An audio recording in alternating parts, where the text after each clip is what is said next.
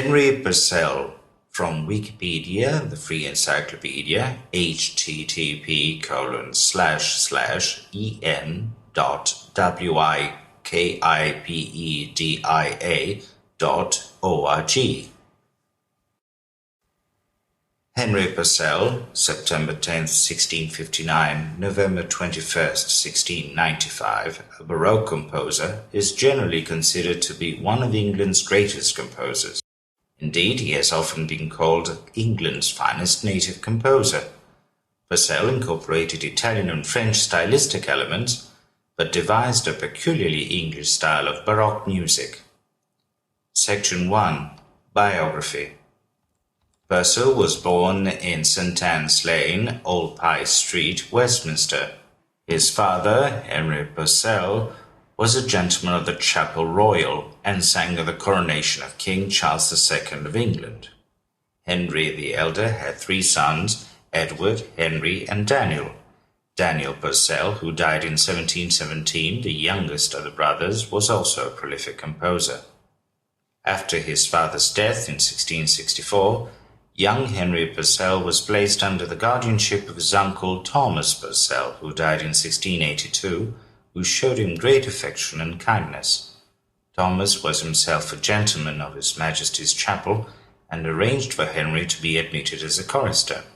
Henry studied first under Captain Henry Cooke, who died in 1672, master of the children, and afterwards under Pelham Humphrey, who died in 1674, Cooke's successor.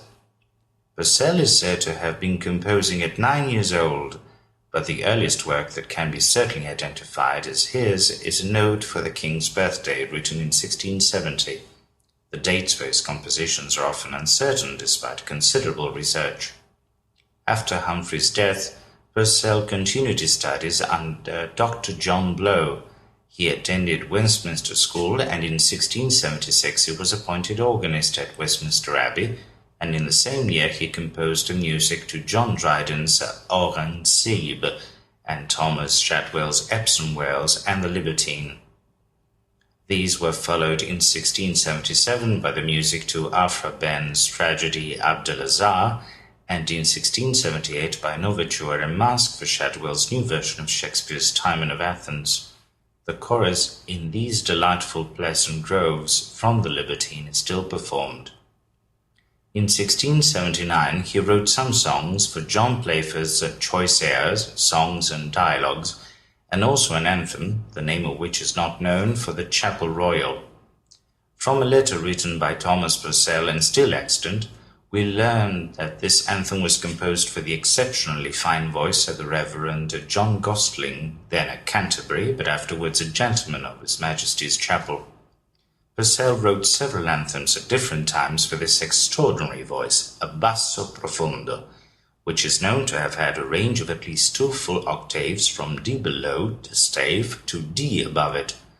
The dates of very few of these sacred compositions are known. Perhaps the most notable example is the anthem "They That Go Down to the Sea in Ships."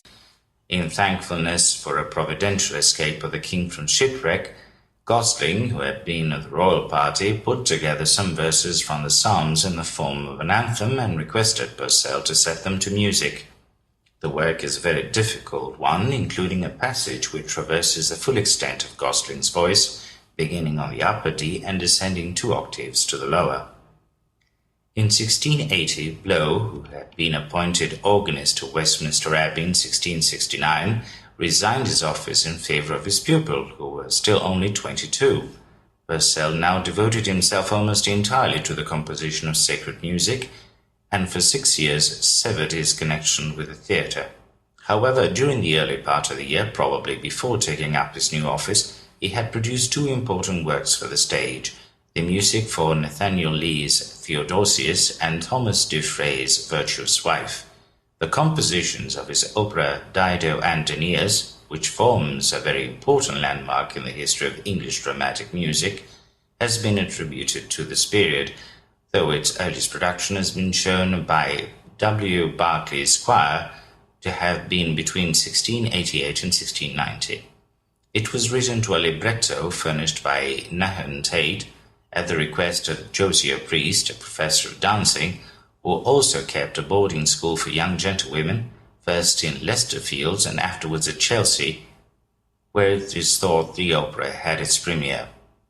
It is considered the first genuine English opera, although it owes much to earlier semi-operas and masques, especially those Venus and Adonis. There is no spoken dialogue, but instead the action progresses in recitatives.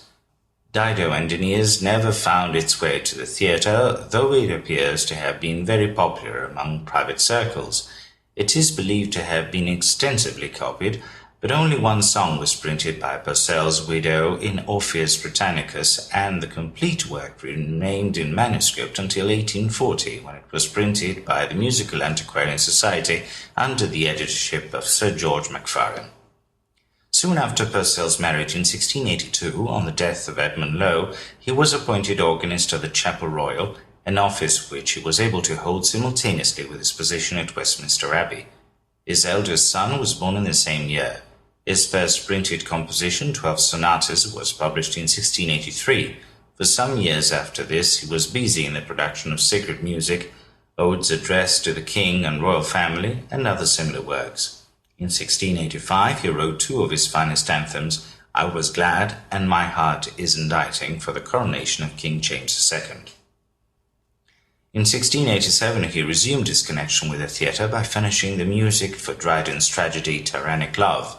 In this year, Purcell also composed a march in quick step, which became so popular that Lord Watson adapted the latter to the fatal verses of Lillibullero, and in or before January 1688, he composed his anthem Blessed Are They That Fear the Lord, by express command of the king. A few months later, he wrote the music for Dufresne's play The Fool's Preferment.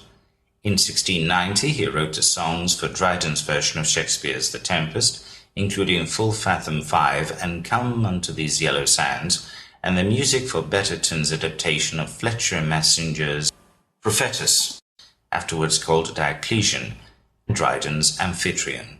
In 1691, he produced his dramatic masterpiece King Arthur, also written by Dryden, and first published by the Musical Antiquarian Society in 1843. In 1692, he composed songs and music for The Fairy Queen, an adaptation of Shakespeare's A Midsummer Night's Dream, the score of which was rediscovered in 1901 and published by the Purcell Society. Purcell's Te Deum and Jubilate was written for St. Cecilia's Day, 1693, the first English Te Deum ever composed with orchestral accompaniment. This work was annually performed at St. Paul's Cathedral until 1712, after which it was performed alternately with Handel's Utrecht Te Deum and Jubilate until 1743, when both works were replaced by Handel's Dettingen Te Deum. He composed an anthem and two elegies for Queen Mary's funeral. Besides the operas and semi-operas already mentioned, Purcell wrote Don Quixote, Boudica, the Indian Queen, and others, a vast quantity of sacred music and numerous odes, cantatas, and other miscellaneous pieces. He died at his house in Dean's Yard, Westminster, in 1695, at the height of his powers. He was only in his mid-30s. His wife and 3 of his 6 children survived him. His widow died in 1706, having published a number of his works, including the now famous collection called Orpheus Britannicus in 2 volumes, printed in 1698 and 1702 respectively. The cause of Purcell's death is unclear. One theory is that he caught a chill after returning late from the theatre one night to find that his wife had locked him out. Another is that he succumbed to chocolate poisoning. Perhaps the most likely is that he died of tuberculosis. The beginning of Purcell's will reads, In the name of God, Amen. I, Henry Purcell, of the city of Westminster, gentleman, being dangerously ill as to the constitution of my body, but in good and perfect mind and memory, thanks be to God, do by these presents publish and declare this to be my last will and testament. And I do hereby give and bequeath unto my loving wife, Frances Purcell, all my estate, both real and personal, of what nature and kind soever.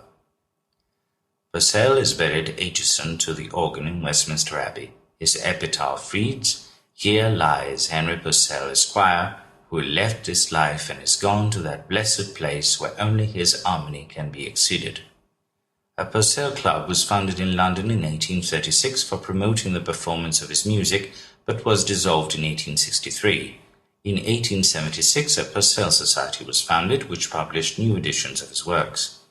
After his death, Purcell was honored by many of his contemporaries, including his old friend John Blow, who wrote an ode on the death of Mr. Henry Purcell, "Mark how the lark and linnet sing," with text by his old collaborator John Dryden. The English poet Gerald Manley Hopkins wrote a famous sonnet entitled simply Henry Purcell, with a headnote reading, "The poet wishes well to the divine genius of Purcell and praises him that, whereas other musicians have given utterance to the moods of man's mind, he has, beyond that, uttered in notes the very make and species of man as created both in him and in all men generally." A modern-day Purcell Club is being created and provides guided tours and concerts in support of Westminster Abbey. Purcell is among the Baroque composers who has had a direct influence on modern rock and roll. According to Pete Townshend on The Who, Purcell was among his influences, particularly evident in the opening bars of The Who's Pinball Wizard. The title song from the soundtrack of the film A Clockwork Orange is from Purcell's Music for the Funeral of Queen Mary. Purcell also had a strong influence on the composers of the English musical renaissance of the early 20th century, most notably Benjamin Britten, who created and performed a realization of Dido and Aeneas, and whose Young Person's Guide to the Orchestra is based on a theme from Purcell's Abdelazar. Stylistically, the aria "I Know a Bank" from Britten's opera A Midsummer Night's Dream is clearly inspired by Purcell's aria Sweeter Than Roses, which he wrote as part of the incidental music to Dryden's Pausanias. Section 2. References. This article incorporates text from the Encyclopaedia Britannica 11th edition, a publication now in the public domain. 1. Wells, J.C. Longman Pronunciation Dictionary. Harlow, Essex. Longman, ISBN 0582364671. 2. Kenyon, John S. Thomas A. Knott, Knott. A Pronounced Dictionary of American English, Springfield, Massachusetts. Merriam-Webster, ISBN 08-777-90477. 3. Peter Holman, Robert Thompson, Henry Purcell. 2.